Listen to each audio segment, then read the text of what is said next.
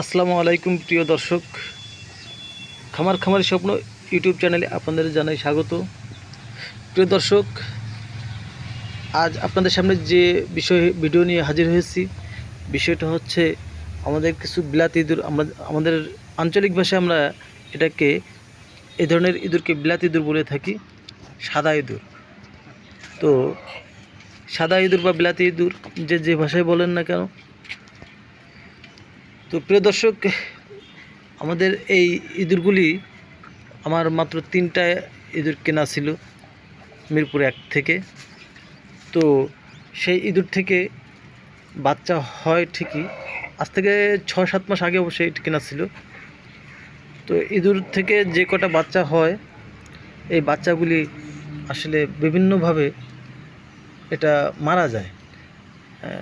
কখনো কখনো এরা নিজেরা খেয়ে ফেলে, কখনো কখনো আমার রাখার ব্যবস্থা যেহেতু বেশি একটা ভালো না, তাই কখনো কখনো আমাদের দেশি ইঁদুরগুলো এদেরকে খেয়ে ফেলে।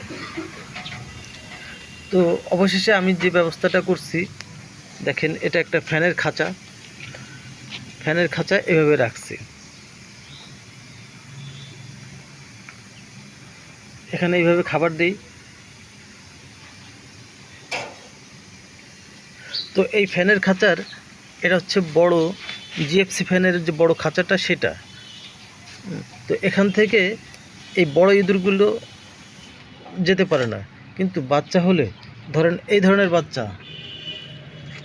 যদি বাচ্চা হয়, তাহলে কিন্তু এই ফাঁকা দিয়ে, দেখেন আবার দেখাচ্ছি, এর ফাঁকা দিয়ে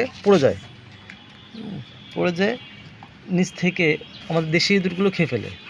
যেহেতু এদের এই খাবার দিয়ে, দেখেন এখানে আমি খাবার দিই, এই খাবারগুলি নিচে পড়ার কারণে আমাদের দেশি ইঁদুররা নিচ থেকে মাটি খুঁড়ে গর্ত করে, ওদের জন্য বেশ ভালো খাবার ব্যবস্থা বা ঘর, ওদের ভালো একটা ব্যবস্থা হয়েছে। আর তাই আমি এটা অন্য একটা সিস্টেম করছি। দেখেন, প্রথম যে বাচ্চাগুলি হয়, এই বাচ্চাগুলি আমি এই ছোট খাঁচায় রেখে এবার আমি বড় করছি। আর তাই অবশেষে কিন্তু দেখেন, আমাদের এখানে 19টা বাচ্চা ছিল, 19টা বাচ্চা এখানে ছিল এই খাঁচাতে। তো এখান থেকে পড়ে যে অবশেষে যখন 6টা ছিল, তখন চিন্তা করলাম যে আমি তাহলে এই ছোট খাঁচাতে রাখি। এই ছোট খাঁচায় 6টা রাখার কারণে দেখেন, এগুলি কিন্তু আল্লাহর রহমতে এগুলো সবগুলো বেঁচে গেছে এবং খুবই সুন্দর ভালো আছে। তো এরা যখন একটু বড় হয়, এরা যখন একটু বড় হয়, এখান থেকে পড়ার কোনো ভয় নেই, তখন কিন্তু আমি এর মাকে সরাই এই বড় খাঁচাতে আনছি। আর এদের সিঙ্গেল রাখছি, মানে মা ছাড়া রেখে এই ধরনের, দেখেন ফিড, এখানে এই খাবারগুলি দেই, এখানে পানি দিয়ে এরা নিজেরা খেয়ে এতটুকু বড় হয়েছে। তো পরবর্তীতে আমার আবার যখন বাচ্চা হয়েছে, তখন আমি দেখেন এইখানে একটা ইঁদুর ধরা যন্ত্র, সেই যন্ত্রে এটা রাখছি। এবার আমি এখানে রাখবো। তো দেখি এখানে রেখে আমি এদেরকে বড় করতে পারি কিনা, কতটা সেফ থাকবে, দেখা যাক।